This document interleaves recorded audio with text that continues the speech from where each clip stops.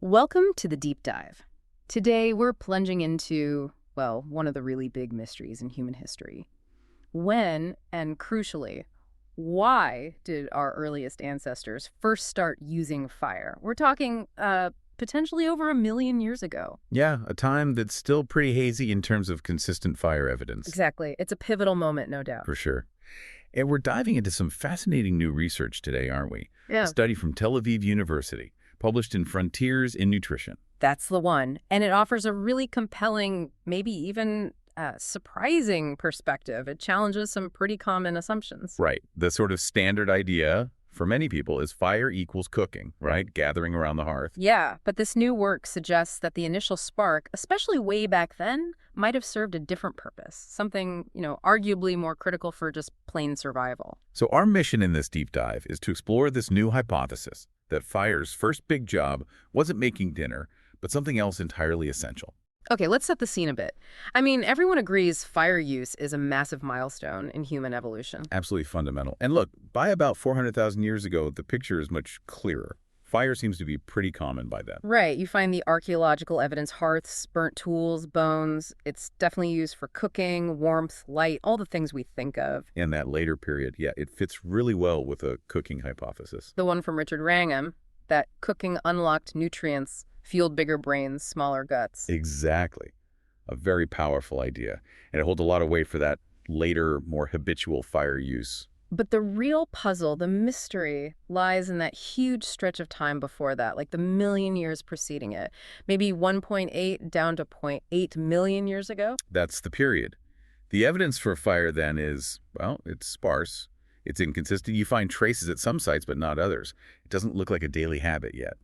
And as the researchers point out, it wasn't easy for early humans, mostly Homo erectus back then, to just, whip up a fire. Not at all. Yeah. It would have required significant knowledge, planning, effort, both to start it and especially to keep it going. So if it was that difficult, the reason for doing it, even just sometimes, must have been incredibly important. Right. And crucially, it needed to be energetically worth it.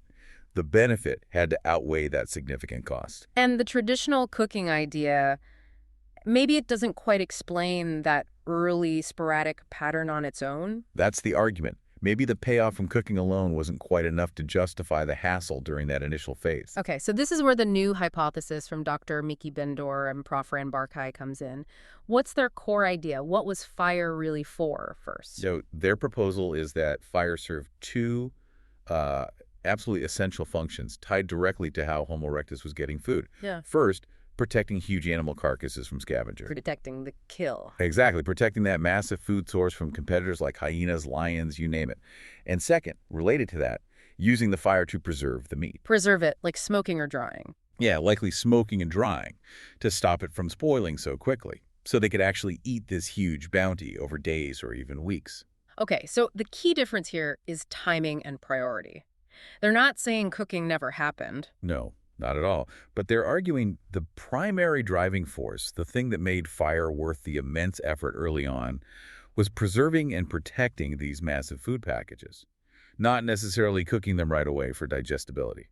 And how did they arrive at this? What's the method? They use what they call a bioenergetic approach. Huh. Basically, they modeled the energy inputs and outputs. Like calories spent versus calories gained. Precisely. For different activities. Hunting, gathering plants, using fire for cooking, using fire for preservation and protection, trying to see what makes the most sense from an energy standpoint. And this model puts a lot of emphasis on the diet of Homo erectus, right? Specifically hunting big game. Yes, absolutely.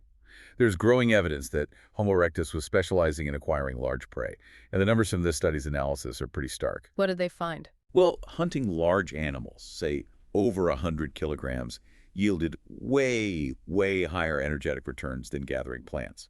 Their calculation is something like 16,000 calories per hour hunting big game versus maybe 1,400 calories per hour gathering plants. Wow, that's a huge difference. Massive. So a successful hunt for a large animal wasn't just dinner. It was an enormous calorie bonanza. They give examples, don't they? Like an elephant or a hippo? Yeah, millions of calories in a single animal.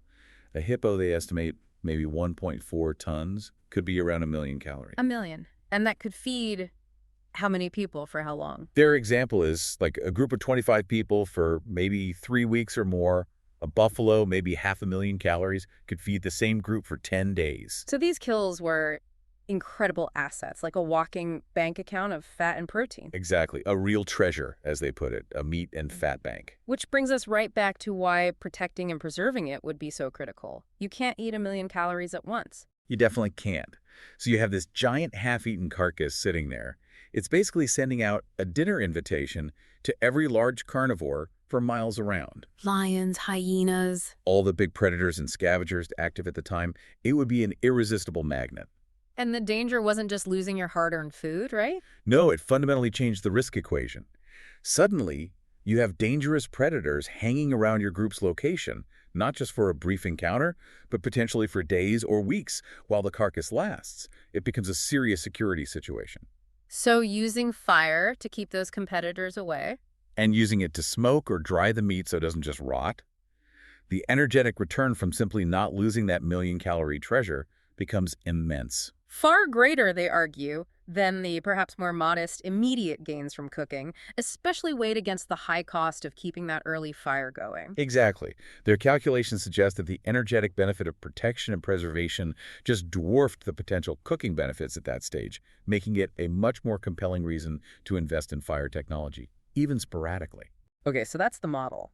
What about archaeological evidence? Did they look at the actual sites from this early period? They did. They reviewed all the known prehistoric sites, dated between 1.8 million and 800,000 years ago, where fire use has been reported. These are the really early debated sites. Yeah, the 9 sites identified in the literature, places like Gesher Benat Yaakov, Evron Quarry in Israel, sites in Africa, Spain. And what's the pattern they found across these places? The consistent thing was the presence of large quantities of bones, specifically from large animals. We're talking mainly elephants, but also hippos, rhinos, other big megafauna. So the fire evidence coincides with evidence of hunting these huge animals. Yes.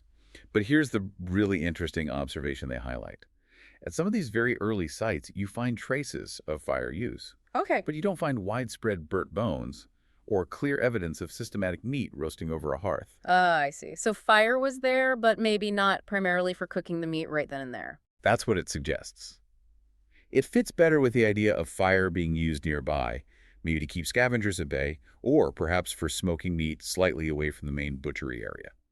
Neither of those activities would necessarily leave lots of burnt bones right in the main pile. Let's circle back to the energy comparison one last time. Cooking versus preserving. Right. So cooking definitely improves digestibility, no question. They cite figures like maybe 23% increase for starch, around 13% for protein. Which sounds significant. It is, but when you calculate the net gain per hour of activity for early humans, factoring in the effort, cooking plants might only net a few hundred extra calories per hour. Cooking meat is better, maybe 1,200 calories per hour gain. But you have to subtract the energy cost of keeping the fire going, which wasn't trivial. Exactly. Maintaining fire with early methods could easily cost, hundreds of calories per hour itself. So the net gain from cooking might have been quite marginal, maybe even negative sometimes, especially if fire use was intermittent and difficult. Okay, contrast that with preservation. Well, the uncooked meat itself is already incredibly energy dense, like 15,000 calories per hour while you're eating it. The big win comes from preventing the loss of the whole thing, saving potentially hundreds of thousands or even 1,000,000 calories from scavengers and spoilage. The energetic payoff is just on a different scale. So the relative benefit tilts heavily towards protection and preservation in this early phase, according to their model. That's the core of their bioenergetic argument, yes. The study also touches on something interesting. Using modern hunter-gatherers as models for the past. They urge caution there. They do. It's part of a broader debate sometimes called the tyranny of ethnography. The argument is that the world Homo erectus lived in over 1,000,000 years ago was just fundamentally different from the environments of most recent hunter-gatherer groups we can study. Different how? What's the key difference? Megafauna, the sheer abundance and size of animals. Homo erectus lived in a world teeming with giant herbivores. Modern hunter-gatherers, due to waves of extinctions through the Pleistocene and Holocene, mostly hunt much smaller prey. So they don't routinely face the challenge of dealing with a 1,000,000-calorie carcass. Exactly. The need to preserve such massive quantities of meat and, just as importantly, the need to defend those kills from the large, dangerous predators that also coexisted back then, That pressure is vastly reduced for most recent groups. Even things like having dogs around. Right. The presence of domesticated dogs in many recent camps changes the whole dynamic of camp security and predator deterrence compared to Homo erectus dealing with, say, giant hyenas or saber-toothed cats on their own. So the challenges were different, the scale was different, maybe the solutions, like the primary use of fire, were also different initially. That's the essence of it. You can't just assume their motivations and strategies were the same as groups living in vastly different ecological contexts much later in time. Their world demanded different solutions. Okay, stepping back to the bigger picture, how does this hypothesis connect to overall human evolution, especially Homo erectus? Well, for Ben-Dor and Barkai, this fits into their larger theoretical framework, which sees human evolution significantly driven by our ancestors' dependence on large animals, and the adaptations needed as those animals gradually declined over time.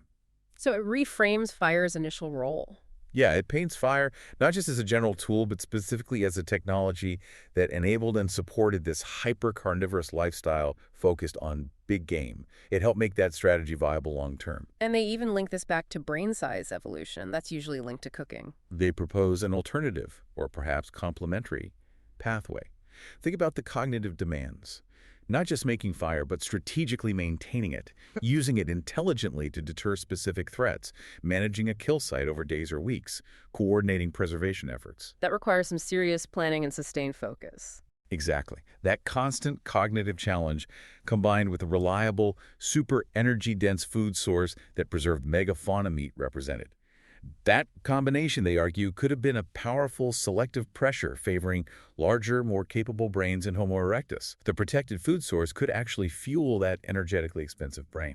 So it's a different route to potentially explaining that same burst in brain size seen in the fossil record. It offers another perspective, yes, linking it directly to the challenges and rewards of this large prey hunting strategy enabled by fire. Okay, let's try to sum this deep dive up. The key takeaway seems to be maybe those earliest fires weren't the cozy hearthside cookouts we often imagine. Probably not, according to this hypothesis. While cooking surely became vital later, this suggests the initial, game-changing purpose of fire for early humans was less about making food immediately tastier or digestible. And more about something far more fundamental. Yeah, much more about basic survival strategy. Safeguarding their absolute most critical resource, those massive animal carcasses, from being stolen by predators or lost to spoilage. Fire is a security system and a preservation tool, ensuring they could actually benefit from their high-risk, high-reward hunting strategy over the long haul. It paints a pretty intense picture of early human life. Definitely. So here's a final thought for you to chew on. If the sheer raw necessity of guarding these colossal animal kills was the spark that ignited the earliest mastery of fire, and maybe even helped shape our expanding brains, what does that tell you about the immense scale of the challenges our ancestors faced and the incredible, perhaps desperate ingenuity required just to survive and thrive in that world?